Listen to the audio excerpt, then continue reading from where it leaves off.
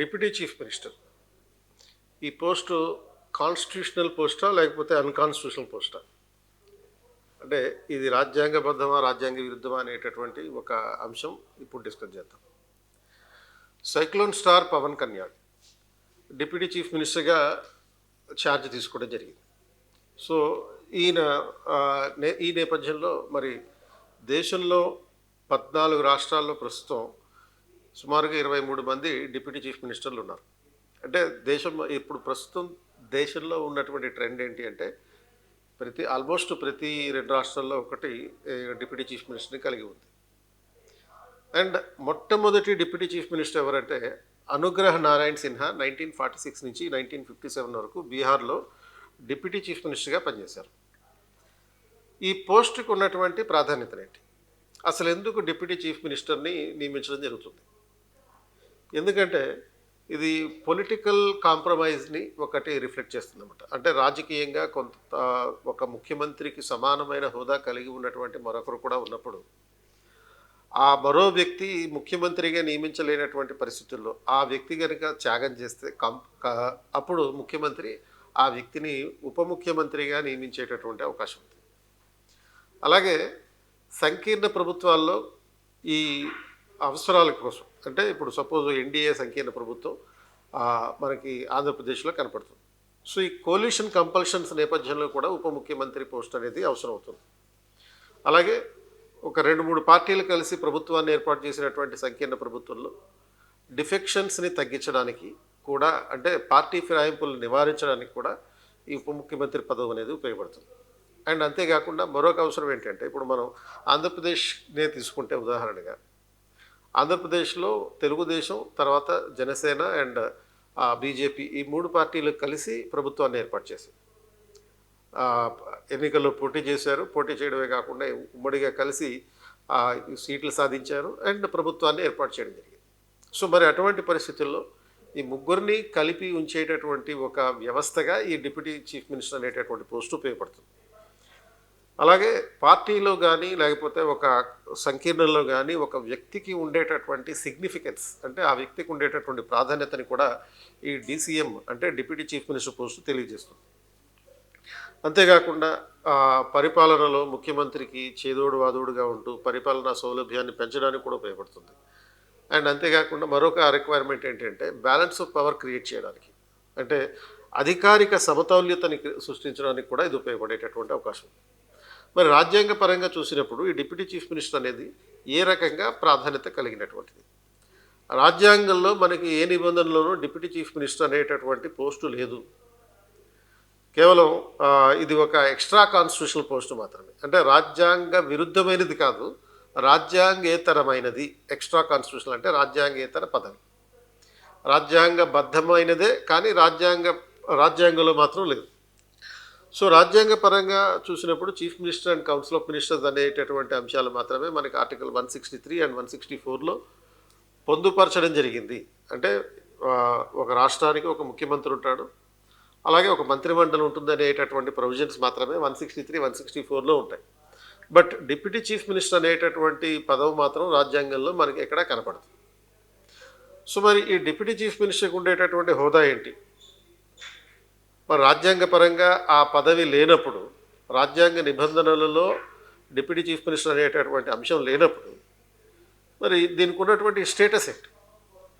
దీని స్టేటస్ ఏంటి అంటే డిప్యూటీ చీఫ్ మినిస్టర్కి ఓన్లీ ఒక క్యాబినెట్ ర్యాంక్ మాత్రమే ఉంటుంది. అంటే క్యాబినెట్ మంత్రికి ఉండేటటువంటి హోదా మాత్రమే ఉంటుంది. అండ్ అంటే క్యాబినెట్ హోదా అంటే క్యాబినెట్ మంత్రికి ఉండేటటువంటి అన్ని రకాల గౌరవాలు ప్రోటోకాల్స్ ఉంటాయి. అలాగే క్యాబినెట్ మంత్రికి వచ్చే జీతబత్యాలు ఉంటాయి. అండ్ హైరార్కీ పరంగా చూసినప్పుడు ముఖ్యమంత్రి తర్వాత deputy chief minister second position కలిగి ఉంటాడు. సో ఆ అఫీషియల్ స్టేటస్ తప్ప ఇంకా ప్రత్యేకంగా రాజ్యాంగపరంగా ఎటువంటి ప్రాధాన్యత ఈ డిప్యూటీ చీఫ్ మినిస్టర్కి లేదు. అండ్ కాకపోతే ఇంకొక అంశం ఏంటంటే ముఖ్యమంత్రికి సంబంధించి ఎలాంటి బాధ్యతలు డిప్యూటీ చీఫ్ మినిస్టర్కి ఉండవు. అంటే యూజువల్గా మనం రాష్ట్రపతి లేనప్పుడు ఉపరాష్ట్రపతి రాష్ట్రపతిగా వ్యవహరించడం చూస్తుంటాం. కానీ డిప్యూటీ చీఫ్ మినిస్టర్ విషయంలో అటువంటిది ఉండదు. కేంద్రంలో సపోజ్ ఒక ప్రధానమంత్రి ఉప ప్రధానమంత్రి ఉన్నారనుకోండి, ఉప ప్రధానమంత్రి ప్రధానమంత్రికి ఉండే బాధ్యతలు కలిగి ఉండడు. అదేవిధంగా ఉప ముఖ్యమంత్రికి ముఖ్యమంత్రికి ఉండేటటువంటి బాధ్యతలు ఉండవు. అండ్ ఒకవేళ ముఖ్యమంత్రి పదవి కనుక ఖాళీ ఏర్పడితే దానికి ప్రత్యామ్నాయంగా మరొక వ్యక్తిని ముఖ్యమంత్రిగా ఎన్నుకోవడం జరగాలి, అపాయింట్ చేయడం జరగాలి. అంతే తప్ప in absence of the chief minister, deputy chief minister will not act as the chief minister. అంటే ముఖ్యమంత్రి అందుబాటులో లేనప్పుడు ఏదైనా ఒక కారణం వల్ల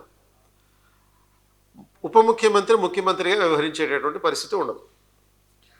అండ్ మరో అంశం ఏంటి అంటే ఒక రాష్ట్రంలో ఎంతమంది ఉప ముఖ్యమంత్రులు ఉండొచ్చు.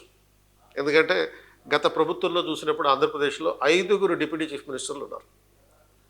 అండ్ అలాగే సుమారు ఒక 6-7 రాష్ట్రాల్లో ప్రస్తుతం 2 లేకపోతే అంతకన్నా ఎక్కువ మంది డిప్యూటీ చీఫ్ మినిస్టర్లు ఉన్నారు. అంటే మీనింగ్ ఏంటి అంటే there is no limit on the number of deputy chief ministers. అంటే ఎంతమంది ఉప ముఖ్యమంత్రులు ఉండాలి అనేటటువంటి దాని మీద పరిమితి ఏమీ లేదు. So there may be more than 1 deputy chief minister. కాకపోతే it should be subjective to the condition. ఏంటి కండిషన్ అంటే మంత్రుల సంఖ్య, ముఖ్యమంత్రితో కలిపి అందరు మంత్రుల సంఖ్య రాష్ట్ర శాసనసభలోని మొత్తం సభ్యుల్లో 15% దాటకుండా చూసుకోవాలి. అది ముఖ్యమంత్రి, ఉప ముఖ్యమంత్రి, ఇతర మంత్రులు మొత్తం అందరూ కలిపి 15% దాటకుండా. అంటే దేంట్లో 15%? విధానసభలో అంటే లెజిస్లేటివ్ అసెంబ్లీలో ఉన్నటువంటి మొత్తం సభ్యుల్లో 15% దాటకుండా చూసుకోవాలి. అండ్ మరి డిప్యూటీ చీఫ్ మినిస్టర్ అనే వ్యక్తి ఏం చేయడం జరుగుతుంది, అతని పాత్ర ఏంటి అంటే పరిపాలనలో ఆయన రోల్ ఏంటి? సో డిప్యూటీ చీఫ్ మినిస్టర్ జనరల్గా as a deputy chief minister will not have any role to perform. అంటే ముఖ్యమంత్రి అంటే రాష్ట్ర ప్రధాన కార్యనిర్వాహకుడు, కానీ డిప్యూటీ చీఫ్ మినిస్టర్కి అటువంటి ప్రత్యేకంగా ఆ పదవికి సంబంధించి ఎటువంటి బాధ్యతలు లేవు. కాకపోతే డిప్యూటీ చీఫ్ మినిస్టర్కి కొన్ని మంత్రిత్వ శాఖలు ఇవ్వడం జరుగుతుంది. ఉదాహరణకి పవన్ కళ్యాణ్కి ఈ పంచాయతీరాజ్ శాఖ ఇచ్చారు, రూరల్ డెవలప్మెంట్ ఇచ్చారు, రూరల్ వాటర్ సప్లై అనేది ఇచ్చారు, తర్వాత ఎన్విరాన్మెంట్ అండ్ ఫారెస్ట్ ఇచ్చారు. అండ్ ఇవన్నీ కాకుండా మరొకటి సైన్స్ అండ్ టెక్నాలజీ డిపార్ట్మెంట్ కూడా ఇవ్వడం జరిగింది. కాబట్టి ఆ డిపార్ట్మెంట్లకి సంబంధించి నిర్ణయాలు తీసుకోవడం, పరిపాలన చేయడం డిప్యూటీ చీఫ్ మినిస్టర్గా ఆ క్యాబినెట్ మంత్రి హోదాలో ఆ విధులు నిర్వహిస్తారు తప్ప deputy chief minister as a deputy chief minister will not have any role. అంటే ఇదొకటే కాకుండా ఈ ఉప ముఖ్యమంత్రికి ఇంకా కొన్ని ఇతర పరిమితులు కూడా ఉన్నాయి. ఏంటా పరిమితులు అంటే ఇతనికి డిప్యూటీ చీఫ్ మినిస్టర్కి ఎలాంటి ఫైనాన్షియల్ పవర్స్ ఉండవు.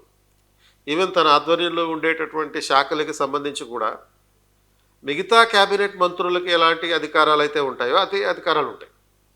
తన డిపార్ట్మెంట్లకు సంబంధించి ఫైనాన్షియల్ అప్రూవల్స్ తెచ్చుకోవాలన్నా అది ముందుగా ఫైనాన్స్ డిపార్ట్మెంట్ దగ్గర, ఆ తర్వాత ముఖ్యమంత్రి దగ్గర అప్రూవల్ కావాలి.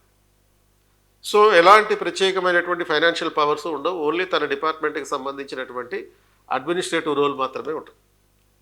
So finally deputy chief minister is just like any other minister, not similar to chief minister. Only rank పరంగా చూసుకున్నప్పుడు, హైరార్కీ పరంగా చూసుకున్నప్పుడు ముఖ్యమంత్రి తర్వాత సెకండ్ పొజిషన్ ఉంటుంది తప్ప ప్రత్యేకత ఏమీ లేదు. కేవలం డిప్యూటీ చీఫ్ మినిస్టర్ అనే పేరు ఉన్నంత మాత్రాన డిప్యూటీ చీఫ్ మినిస్టర్కి ముఖ్యమంత్రికి ఉండేటటువంటి ఎలాంటి రోలు లేదు, ముఖ్యమంత్రితో సమానము కాదు, ముఖ్యమంత్రికి సబార్డినేట్గానే ఉండడం జరుగుతుంది.